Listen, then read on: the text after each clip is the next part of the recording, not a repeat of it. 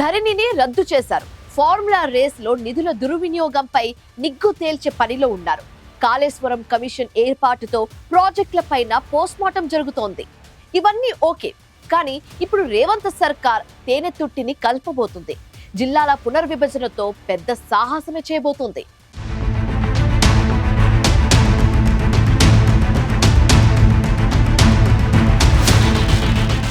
2.5 ఏళ్ల safe game ఆడుతూ వచ్చిన రేవంత్ రెడ్డి ఇప్పుడు పెద్ద రిస్కే తీసుకోబోతున్నారు. రాష్ట్రంలో అశాస్త్రీయంగా జరిగిందంటున్న కొత్త జిల్లాల ఏర్పాటులో తప్పొప్పులు సరిదిద్దేందుకు సిద్ధమవుతున్నారు.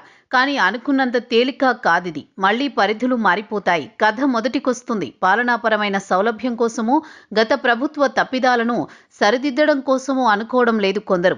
కేసీఆర్ నిర్ణయాలను తిరగదొడ్డడమే కాంగ్రెస్ ప్రభుత్వం పనిగా పెట్టుకుందంటున్నారు ప్రత్యర్థులు. పైగా మున్సిపల్ ఎన్నికలకు ముందు ప్రభుత్వం ఈ నిర్ణయం తీసుకోవడంతో అది అధికార పార్టీకి ప్లస్సా మైనస్సా అనే చర్చ కూడా మొదలైంది. తెలంగాణలో జిల్లాల పునర్వ్యవస్థీకరణ అంశం ఇప్పుడు రాష్ట్ర రాజకీయాల్లో అత్యంత చర్చనీయాంశంగా మారింది. గతంలో జిల్లాల విభజన అశాస్త్రీయంగా జరిగిందంటోంది కాంగ్రెస్ ప్రభుత్వం.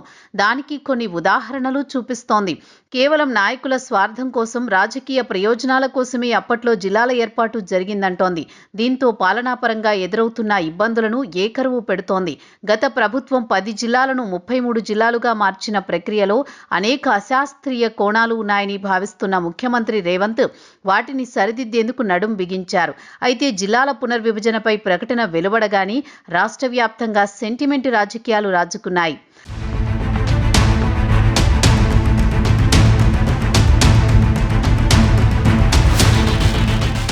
తమ జిల్లా ఉనికి కోల్పోతుందని లేదా పేరు మారుతుందని భావిస్తున్న ప్రాంతాల్లో ఇప్పటికే నిరసనలు మొదలయ్యాయి. కొత్త జిల్లాల డిమాండ్లు తెరపైకొస్తున్నాయి. అయితే అన్ని పార్టీలతో చర్చించి రిటైర్డ్ జడ్జితో కమిషన్ వేసి ప్రక్రియను ముందుకు తీసుకువెళ్తామంటోంది ప్రభుత్వం. కేవలం పాలనాపరమైన సౌలభ్యం తప్ప దీని వెనుక ఎలాంటి రాజకీయ దురుద్దేశం లేదని చెప్పే ప్రయత్నం చేస్తోంది. కేవలం 5 నుంచి 10 మండలాలతో ఏర్పాటైన చిన్న జిల్లాల్లో కలెక్టరేట్లు, ఎస్పీ కార్యాలయాలు, ఇతర మౌలిక వస్తుల నిర్వహణ ప్రభుత్వ ఖజానాకు భారంగా మారింది. అలాగే రెవెన్యూ డివిజన్లు ఒక జిల్లాలో, పోలీసు పరిధి మరో జిల్లాలో ఉండడం వంటి సాంకేతిక లోపాలు ప్రజలను ఇబ్బంది పెడుతున్నాయి. వీటిని సరిదిద్దడం ద్వారా పాలన గాడిన పడుతుందని, అనవసరపు ఖర్చు తగ్గి ప్రజలకు ప్రయోజనం కలుగుతుందని రేవంత్ సర్కార్ నమ్ముతోంది. జ్యుడిషియల్ కమిషన్ ఏర్పాటుపై బడ్జెట్ సమావేశాల్లోనే తెలంగాణ ప్రభుత్వం ప్రకటన చేయబోతోంది. అయితే అప్పుడే విపక్షాల నుంచి విమర్శలు ఎదురుకావడంతో పాటు క్షేత్రస్థాయిలో పెద్ద ఎత్తున చర్చ మొదలు కావడంతో ప్రభుత్వం ఆచితూచి అడుగు వేస్తోంది. కమిటీ నివేదిక వచ్చిన తర్వాత నేరుగా నిర్ణయం తీసుకోకుండా అసెంబ్లీలో అన్ని రాజకీయ పార్టీలతో చర్చించాలనుకుంటోంది. దీనివల్ల రేపు ఏదైనా జిల్లా రద్దయినా లేదా విలీనమైనా కాంగ్రెస్ ప్రభుత్వం పైకి నిందలు రాకుండా అందరి అంగీకారంతోనే ఆ నిర్ణయం జరిగిందని చెప్పే అవకాశం ఉంటుంది. అలాగే ప్రజల నుంచి నేరుగా అభిప్రాయాలు సేకరించడం ద్వారా స్థానిక సెంటిమెంట్ను గౌరవిస్తున్నామనే సంకేతాలను పంపాలనేది రేవంత్ ఆలోచనగా ఉంది. జిల్లాల పునర్విభజన ద్వారా క్షేత్రస్థాయిలో కొత్త సమీకరణాలకు రేవంత్ బీజం వేస్తున్నారు.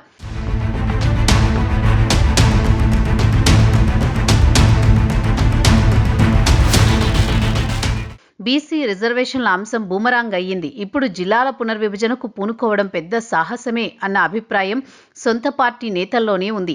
గత ప్రభుత్వ హయాంలో జిల్లాల ఏర్పాటు అశాస్త్రీయంగా జరిగిందనే వాదనతో కొందరు ఏకీభవిస్తున్నా పునర్వ్యవస్థీకరణ ప్రక్రియలో ఎన్నో సవాళ్లు ఎదురయ్యేలా ఉన్నాయి. ప్రజల సౌలభ్యం, భౌగోళిక పరిస్థితుల ఆధారంగా జిల్లాల పునర్వ్యవస్థీకరణ జరగాల్సిన అవసరం ఉందంటున్నారు సీఎం. జిల్లాల పునర్వ్యవస్థీకరణ అనేది కేవలం సరిహద్దుల మార్పు మాత్రమే కాదని, అది ప్రజలకు పాలనను దగ్గర చేసే ప్రక్రియగా ఉండాలంటున్నారు. గతంలో బీఆర్ఎస్ ప్రభుత్వం 10 జిల్లాలను 33 జిల్లాలుగా మార్చినప్పుడు తీవ్ర వివాదాలు చెలరేగాయి. జిల్లా కేంద్రాల కోసం ఉద్యమాలు జరిగాయి.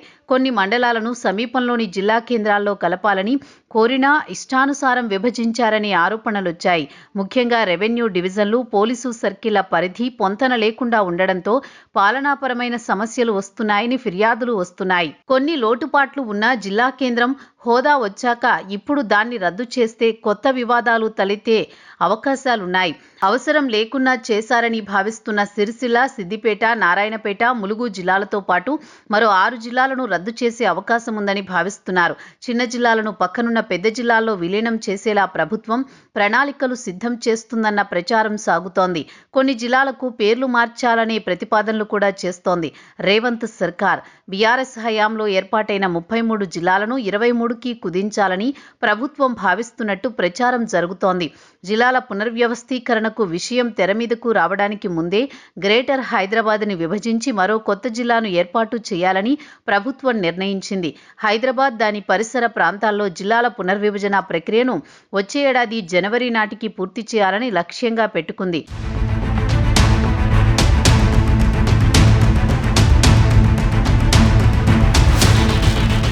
పునర్వ్యవస్థీకరణ ప్రక్రియలో రాజకీయ జోక్యం లేకుండా చూస్తామని, ప్రజల అభిప్రాయాలకు విలువ ఇస్తామని ముఖ్యమంత్రి చెబుతున్నా ఈ నిర్ణయం రాష్ట్ర పాలనా యంత్రాంగంలో పెనుమార్పులకు దారితీసేలా ఉంది.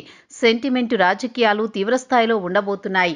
జిల్లాల పునర్విభజన చేస్తే రాష్ట్రంలో అగ్గిరాజేస్తామని వార్నింగ్ ఇచ్చారు బీఆర్ఎస్ వర్కింగ్ ప్రెసిడెంట్ కేటీఆర్. అయితే అడ్డగోలుగా 33 జిల్లాలుగా రాష్ట్రాన్ని విభజించి అప్పటి బీఆర్ఎస్ ప్రభుత్వం పాలనాపరమైన సవాళ్లను విస్మరించిందంటున్నారు అధికార పార్టీ నేతలు. అన్ని జిల్లాలకు ఐఏఎస్, ఐపీఎస్లను కేంద్రం కేటాయించనప్పుడు పాలన ఎలా సాగుతుందని ప్రశ్నిస్తున్నారు. ఇప్పటికే ఒక్కో అధికారి 2-3 జిల్లాల బాధ్యతలు చూస్తున్నారని, దీంతో పనులు పెండింగ్లో పడుతున్నాయని చెబుతున్నారు.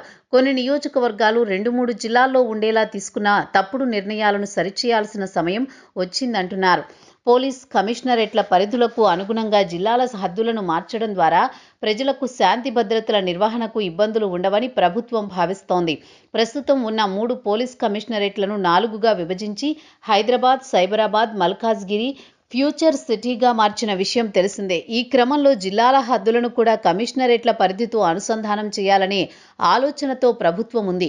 2027 జనగణన ప్రక్రియ ప్రారంభానికి ముందే, అంటే వచ్చే ఏడాది జనవరి నాటికే ఈ ప్రక్రియను పూర్తి చేయాలని లక్ష్యంగా పెట్టుకుంది. కానీ పునర్విభజన ఆలోచన బయటికి రాగానే రాష్ట్రమంతా ఓ రకమైన అలజడి అయితే మొదలైంది. తమ జిల్లాను ఎత్తేస్తారేమో అని కొందరు ఆందోళన పడుతుంటే, కొత్త జిల్లాలు, జిల్లా కేంద్రాల డిమాండ్లు తెరపైకి వస్తుండటంతో రేవంత్ సర్కార్కి ఇదో పెద్ద టాస్క్ కాబోతోంది. సిద్దిపేట నుంచి తప్పించి కరీంనగర్ జిల్లాలో కలపాలని హుస్నాబాద్, బెజ్జంకి ప్రజలు ఇప్పటికే ఆందోళన కార్యక్రమాలు నిర్వహిస్తున్నారు. మాజీ ప్రధాని పివి నరసింహారావు పేరిట హుజురాబాద్ జిల్లా ఏర్పాటు చేయాలని ఆ ప్రాంత ప్రజలు కోరుతున్నారు. ఆదిలాబాద్తో పాటు తమ ప్రాంతాలను అశాస్త్రీయంగా విభజించారని మహబూబ్ నగర్, ఖమ్మం ఉమ్మడి జిల్లాల ప్రజలు సైతం ఆందోళన వ్యక్తం చేస్తున్నారు. గత ప్రభుత్వం తమకు అనుకూలమైన నేతల కోసం జిల్లాల సరిహద్దులు గీసిందనే ఆరోపణలు ఉన్నాయి. ఇప్పుడు వాటిని మార్చడం ద్వారా కొన్ని చోట్ల కాంగ్రెస్ ప్రభుత్వం రాజకీయంగా పైచేయి సాధించే అవకాశం కూడా ఉంది. అయితే ఈ ప్రక్రియలో ఏదైనా చిన్న పొరపాటు జరిగినా అది ప్రాంతీయ ఉద్యమాలకు దారితీసే ప్రమాదం ఉంది. ప్రజల సెంటిమెంట్ను సరిగ్గా హ్యాండిల్ చేయలేకపోతే అది రాజకీయంగా ప్రభుత్వానికి సవాలుగా మారుతుంది.